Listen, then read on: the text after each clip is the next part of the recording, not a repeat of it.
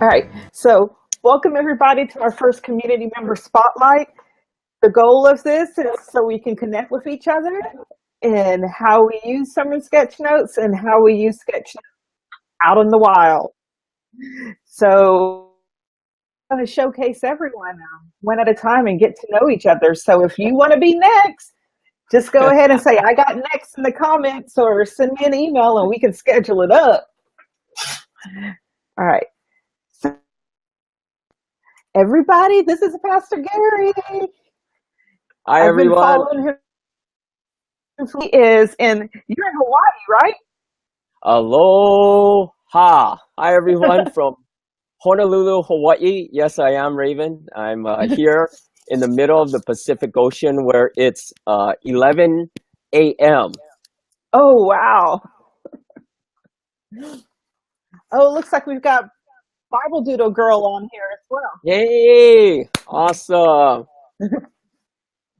All right, so a little bit about Get from some Facebook stalking skills here, but he puts a lot of cool info out there as well.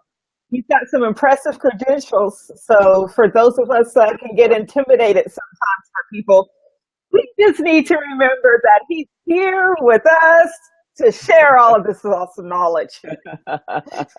So he has been an administrative pastor, a teaching pastor, an executive dean. He's got a master in divinity, and he's been teaching the Old and New Testament overview at Pacific Rim Christian University for a while.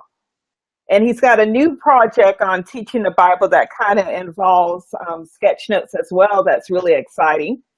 But we're going to start with the sermon sketch note part, and maybe even start with some of the questions that David left for us.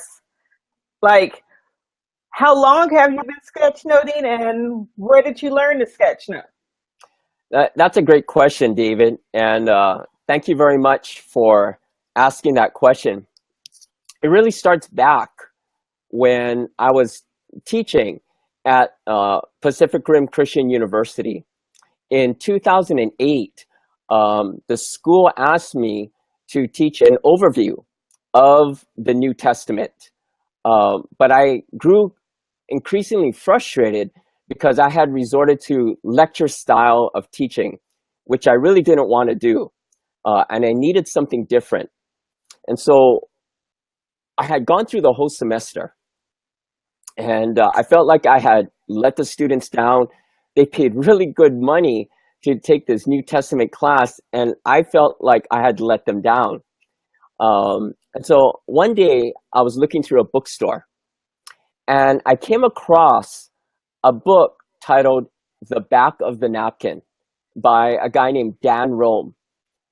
And he said, if you're going to communicate something, use hand-drawn pictures.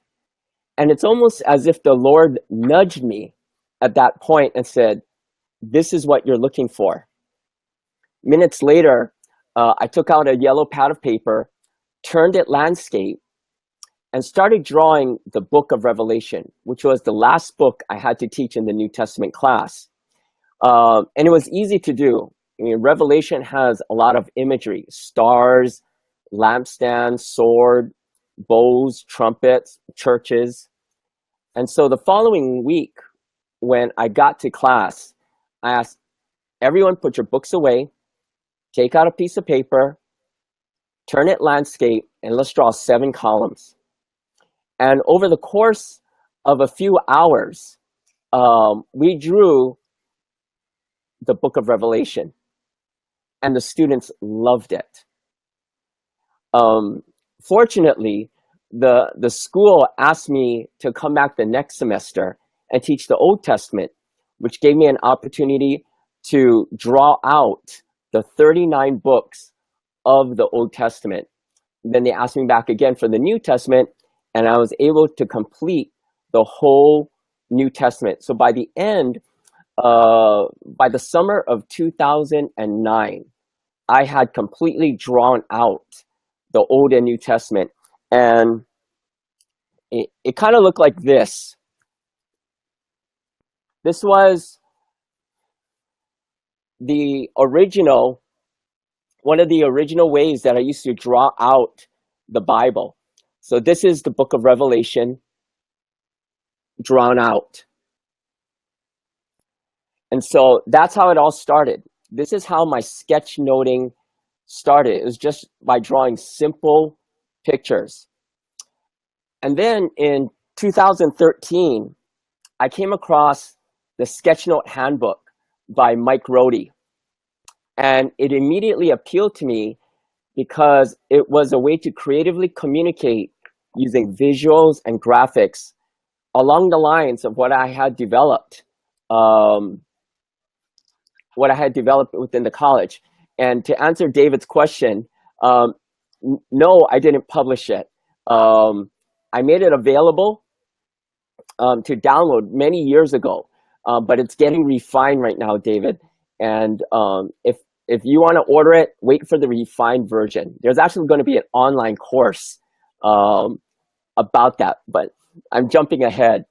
And so, and so what happened was I got Mike Rohde's book, and Raven was holding up a picture of the Sketchnote Handbook. That's kind of like the basic book every sketchnoter should get. He's like the guru. He's not the first person to do sketch notes. He just happens to be the guy who put it all together. And it's and he's part of our group. Yes, he is. That's me and Mike Rohde. I went to go visit him. I think he's in, is it Milwaukee or somewhere in Wisconsin? Sorry, this Hawaii guy doesn't know the geography very much. But I went to go visit him, had lunch with him. Great guy, fellow brother in the Lord. Just love him to death. Read the book, and I posted my first sketch note back in November 2013. David, I'm so glad you got your book. Read that book, and there's another book that goes with it. One is the first one is the Sketchnote Handbook, and the second is the Sketchnote Workbook. And those two books are really great for any sketchnoter to have in their library. Posted my first sketch note in 2013, and then what do you got there? and then I started sketchnoting the books of 1st and 2nd Thessalonians. So those books, those pictures, the sketch notes that Raven is holding up is from when I went through 1st and 2nd Thessalonians. And right now I'm going through 1st and 2nd Samuel. My website, my sketchnote website is BibleSketchnote.com. There you go, BibleSketchnote.com. That's where I post my sketch notes. And so you can go there, look it up. Go ahead. Sorry. A little bit on your style. Rebecca, some questions about how did you develop your style, and a little bit into what sketchnoting mistakes did you make? How did you refine your technique? Yeah, Rebecca, that's a great question, because first, I don't see my early years or my early sketch notes as mistakes. I call them learning experiences, because sketch notes are really first for you. There is no correct or wrong way to do sketch notes. Sketch notes are first for you. And so they're not really mistakes. And so when you draw a sketch note, and all a sketch note is visual note taking. That's all it is. And you're creating your own style. And because it's your style, there is no right or wrong. All right. So that David's turning point, that was my first sketch note. David's turning point was my first sketch note. That right next to that, if you go a little bit horizontal, there you go. That was my first sermon sketch note. And then that one was almost a live sketch note. And then go back there, that picture, that was really, that was my first posted sketch note, I think. And when you look at it, there's a lot of white space, there's a lot of different colors, that arrow looks kind of funky. And that's a learning experience. It's not a mistake. And the way you get your style, Rebecca, to answer your question, is just by practicing. You practice, you do it over and over until you get something you're comfortable with. That sketch note I did showed a lot of boxes, a lot of dialogue boxes almost. Nowadays, I don't use too much dialogue boxes. And so little by little, whatever I felt comfortable with, that's how I started out with my sketch notes. And the way I got to that point was using Twitter. Twitter is a wonderful place to look up some sketch notes. You can do the hashtag sketchnote or sketch notes. And what I would do is I would find sketch notes I liked, styles that appealed to me, and I would take a screenshot on my cell phone, take a screenshot, and I built a library of screenshots.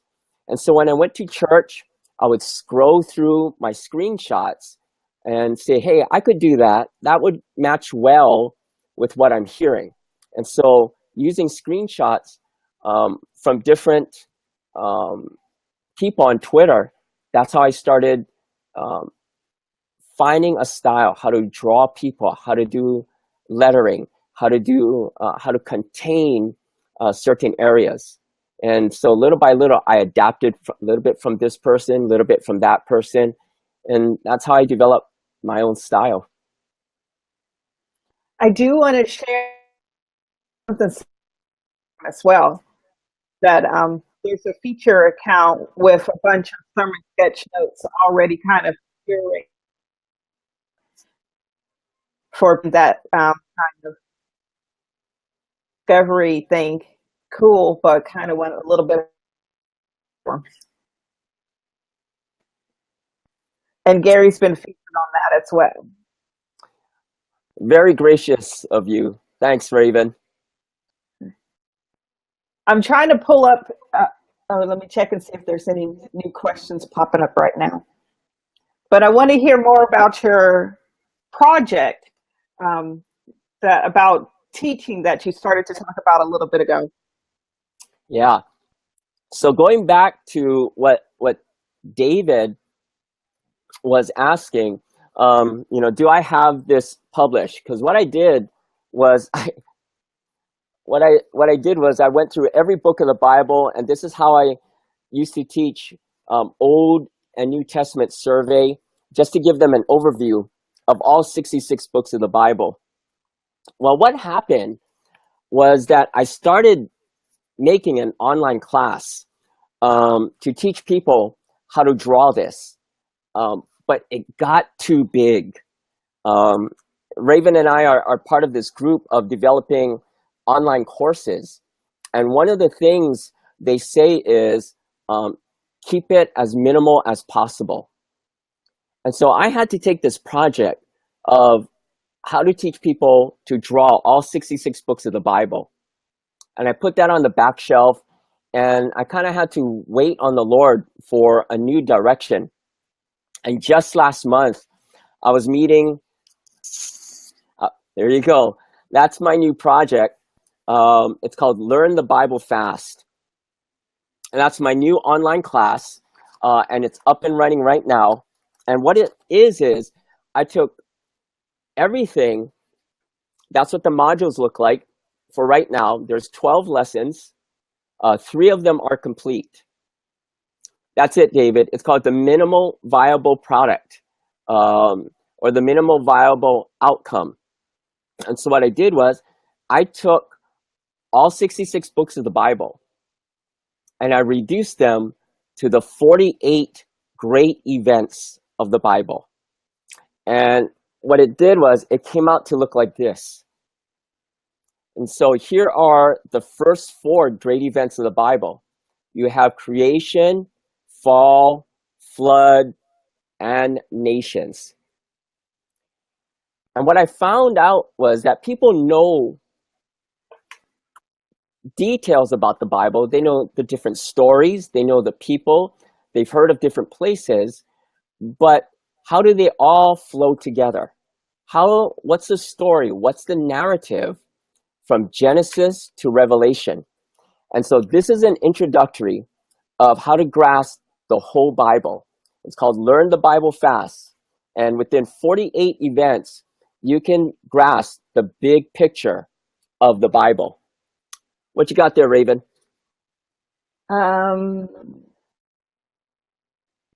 Show what it looks like. There you when go. You go into a lesson. That's lesson number 3. And that's about Moses, the plagues, the Passover, and Law Tabernacle. And it also includes a map of where the events are happening. And when you click on one of the graphics, you get pulled up a video, and I explain the video. The volume's down, so you won't be able to hear them talking. But yeah. Background. Yeah. And so each one of these graphics has an explanation video with it. And so that's my current project. And what I wanted to do is invite anybody within the Sketchnote community, the Sermon Sketchnote community, to help me with this brand new project. The website is up and running. There's supposed to be 12 lessons altogether. I've done the first 3, and that's intentional because I need people to go through those first 3 lessons, give me feedback, to evaluate, to assess what works, what doesn't work. Maybe there's something I'm supposed to include. Just yesterday, someone gave me some great feedback on some of the videos and some of the worksheets, and I was able to incorporate it. And that way, you're at the beginning line of Learn the Bible Fast. You can help me make this a great course so that other people can know the big picture of the Bible. And so I invite you. There is a cost to it. If you go to the website, you'll see the cost. But there's going to be a lot of dialogue, a lot of interaction between us as you help create this course.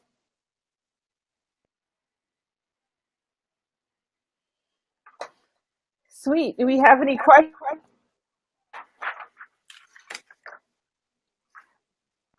I've had the opportunity to play and it is fun the way everything is broken down, and the videos are really digestible. Like they're in, like some are even less than a minute because it's all killer, no filler. You're getting the meat. Yeah. And that's very intentional. And this is, by the way, this is the first of about 10 courses. Learn the Bible Fast is what I say is the hallmark course. It'll give you the big picture from Genesis to Revelation, but the next courses will go a little bit deeper. In the future, there'll be Old Testament Part 1, Old Testament Part 2, and then a New Testament. There'll also be the, thanks, David. There's also the 48 great events for the major prophets, the 48 great events for the minor prophets, the 48 great events between the Old Testament and the New Testament. What happens between the book of Malachi and the book of Matthew? The 48 great truths of theology. And so Learn the Bible Fast is the first of many courses that I intend to create over the next 3 years. And so I'm very excited about this. Why?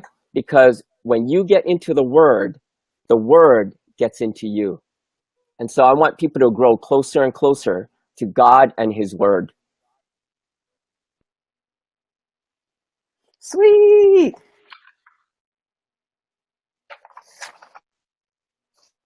Oh, thanks, Rebecca. Cool. We might have to start a thread within the community for those that are going along with your class.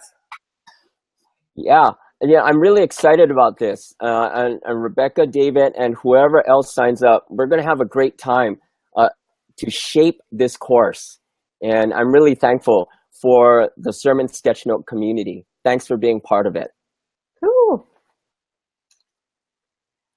Well, I'm really glad that you're doing something awesome and you're sharing it with us. And we can all see as he's doing this and get to see like behind the scenes. Because his background right now is the same background that's like, oh, I've been there. I know. And I look forward to interacting with more people and doing more of these community spotlights. Like I saw Bible Doodle Girl just popped up again. And I think David's around here being quiet and not really saying much, but we know David is Francisco on everything he does. Oh, do we have any other questions? Up everybody's time for like ever, but while we've got this opportunity to talk with each other, anything else we want to know about Pastor Gary's sketch notes, and or how about tools? Can we spend just a couple minutes talking about your favorite tools? Yeah, great question. There are several tools that I use. David Dial, quiet. There are several tools that I use, and you know, on your desk, you should have some kind of system, some way to have all your tools nearby, your flow, your system. And so I put everything that I have in a spam can, because here, because here in Hawaii, per capita, we eat more spam in Hawaii than anybody else in the United States. And so my favorite tools are in this spam can, and two of them are right here. And this is something that Mike Rohde introduced me to. They're the Papermate flares. And this one is the ultra fine. Spam is life. And this one is the medium. That's right, David, because you said you were in Eva Beach, which is on the west side of the island. But these two are my two new favorite pens. Woo-hoo! Oh, you got that's great. And they also come in a bunch of basic colors. Previously, I used to I'm in Georgia, so we have everything in mason jars. I used to use a lot of microns, but I found out, one, they wore out a little bit faster than I liked, and they were costing me a lot of money. And so although I love microns because they don't bleed, you can do really great sketch notes with microns. But then the Papermate flares, they're cheaper. Just today, I received a whole box of them from Amazon. So those are my two favorite pens. In terms of paper, I know David Holt was asking what paper I use. For the most part, when I'm doing a sermon sketch note, I use two types. If I'm doing a live sketch note, and this is what Michael Clayton, who's also part of our community, he calls it one and done. These are one and done. That means live sketch noting. Mike Rohde calls it real time. And if I'm doing a real-time sketch note in church, I'll use an 8.5 by 11. And I'll use pen, and I'll right there, right then. The question came out, how do I know? I think Rebecca asked, how do I know how to lay out my sketch note? Great question. Typically, my church has bulletin notes of the sermon. And so I kind of know how many main points they're going to be, whether it be 3 points or 4 points. And then I know how to divide my paper. Sometimes when there's no notes included, it does become a challenge. And then you just kind of have to try your very best. And sometimes you end up with a lot of space at the end and you don't know how to fill it, or you got to cram everything in at the end because you didn't space it well in the beginning. That's okay. They're not mistakes. They're learning experiences. And so that's how I do live sketchnoting. Did you want to show something, Raven? Yes, I do.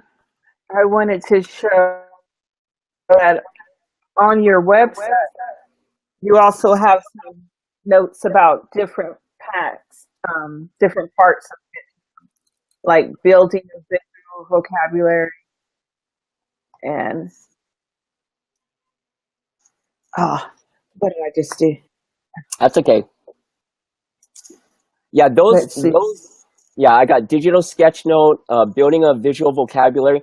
Those are actual real-time sketch notes from a sketch note get together that I'm a part of. And so those are all real-time sketch notes. And there's one on listening. Yeah. And so sometimes there's some audio cues you need to listen for. And when you're listening to a message, what you're doing is really actively listening. I find myself listening more intently when I'm sermon sketchnoting versus when I'm not doing anything. And so I'm listening, and sometimes the preacher will give audio cues such as, here's 3 main points that I want you to take away, or here are 5 truths that I want you to leave today with. And so you're always listening for some visual cues. Sometimes they're there, sometimes they're not. And so I'm constantly listening. That's when I'm live sketchnoting. And by the way, I can't include everything in the sketch note. The mistake is, and you got to be careful with this, remember that the sketch note is first for you. You're listening to the Lord. How is the Lord speaking to you? It's not about the sketch note first. It's about interacting with how the Holy Spirit is speaking to you first. The sketch note is secondary. And so what I'm writing down is what the Holy Spirit is saying to me. I'll have the main points, but the other stuff I'm putting in is things the Lord is hitting me with. And I see David Dials, amen. Amen. And so that's when I'm doing a live sketch note, a one and done, or a real-time sketch note. The second way I do a sermon sketch note is what Michael Clayton calls two-timer. Mike Rohde calls this two-stage. And I use this process when I'm listening to a message at home.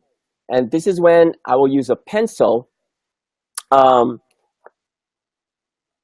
use a pencil, and what I'll use is this book. Now, I could use a 8.5 by 11, but when I'm listening at home, I tend to gravitate towards this A5.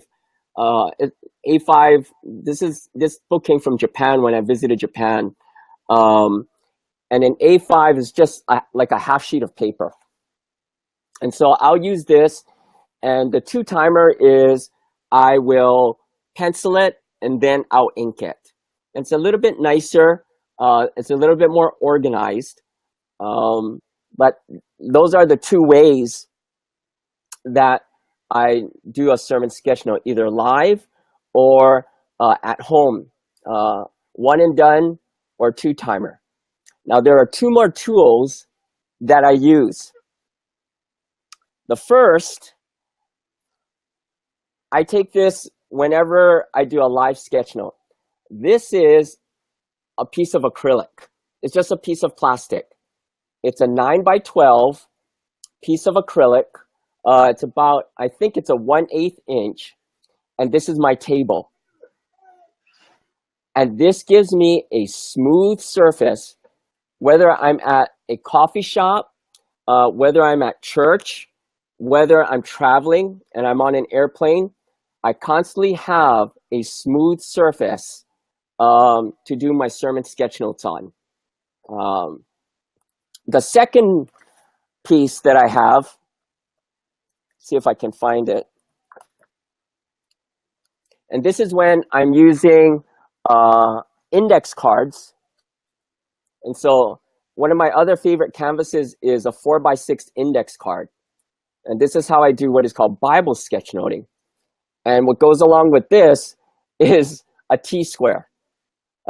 David Dial, who's an architect, knows about T-squares. And this just gives me a straight edge because I tend to drift in my writing. And so I tend to drift downwards or I tend to drift upwards. And so this T-square keeps everything kind of straight so that people aren't distracted by a downward writing. Yeah. And so those are the two other pieces besides my Flair pens, besides the 8.5x11 A5 notebook or 4x6 index card. It's my 9x12 acrylic and my small T-square. By the way, the small T-square is custom made. They don't sell anything smaller in the office supply store than a 12-inch T-square. But I wanted something smaller, so I went to a nearby plexiglass shop and had them make this for me. It only cost me $10.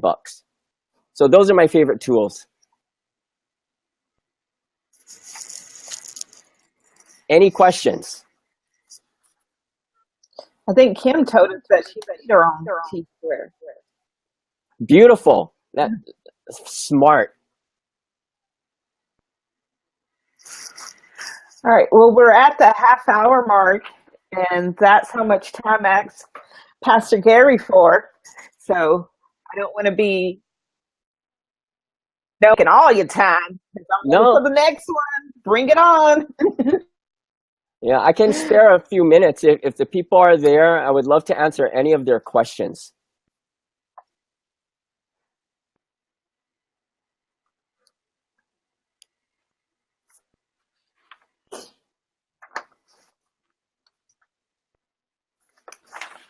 Let me go back and make sure we hit all of Rebecca. Oh, here's one that Raven, you asked, and some may wonder. Someone asked, "Do you have an artist background?" I don't have an artist background. Most of my background deals with biblical studies and teaching, whether it be in a classroom or a workshop or seminar or preaching from a pulpit. And I actually stopped preaching from a pulpit back in 2013. And this was before I came across sketchnoting. So to answer David Holt's question back in Facebook, I stopped preaching in 2013. I picked up sketchnoting in 2016. However, even though I'm not an artist, I just like to create educational materials. My paternal grandfather was an entrepreneur. He came from China, started a grocery store. He learned the Hawaiian language on his own. My maternal grandfather, he was a teacher in Hong Kong. So from both my grandfathers, one was an entrepreneur, one was an educator. So I became an entrepreneurial educator, which means I like to create educational materials. And so although I'm not an artist, I like to create. And it started off with simple shapes to draw the symbols in Revelation. And the question is, do I carry around a visual library? Yes, I do. I carry around screenshots that I took on my smartphone. So I put it in an album. It's called Sketchnotes. And so I carry around a visual library. But there's also a visual library in my head, particularly for biblical characters, like a prophet or a king, Jesus. And you'll get to see all those examples, not only in my sketch notes that I post on my website or here in the Sermon Sketchnote community, but you'll also see it if you sign up for the class, Learn the Bible Fast, and you'll see my 48 icons, my 48 symbols that I use for a visual library. And so although I'm not an artist, I do like to create. And by the way, one thing you got to be very careful of is don't compare yourself with others. You can take a look at other people's sketch notes, learn from them, adapt it, but don't compare yourself with others, because competition is the thief of joy. It will steal your joy away from hearing the Lord and sketchnoting for the Lord. I'll learn from others, but I won't compare my work to them. David Dial says, sorry, dude, you're an artist. I see myself more as a creative educator, but thank you, David. I appreciate that. And because I don't compare myself with others, it gives me the boldness to share my work. And because I'm not comparing myself, I'll just post it out there. And it's first for me, and then for others' edification. And so, got to be a little bit bold and just post your work.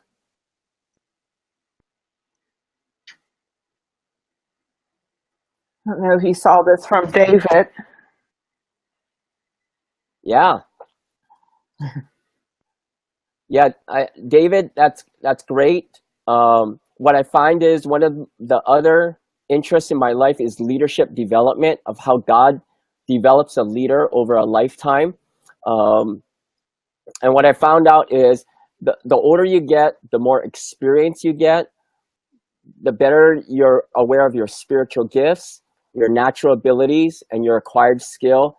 And God will use all of that to focus you so you can make a kingdom contribution. And so use whatever you have. Everyone has different background, different experiences. I mean, we take a look at David Dial and his architecture background. His sketch notes are great and they're beautiful. And it works well with Sermon Sketchnotes. I think of Bible Doodle Girl. I mean, just that name alone tells me a lot about that. She just loves to doodle, and it fits well. Her style is beautiful. David Dial's is beautiful. Everyone has their unique style. So don't compare yourself with others. Post your work. Be bold about it.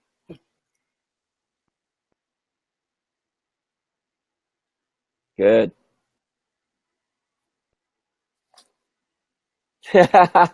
You're welcome, Victoria. You're welcome. We're all about kingdom business, all of us.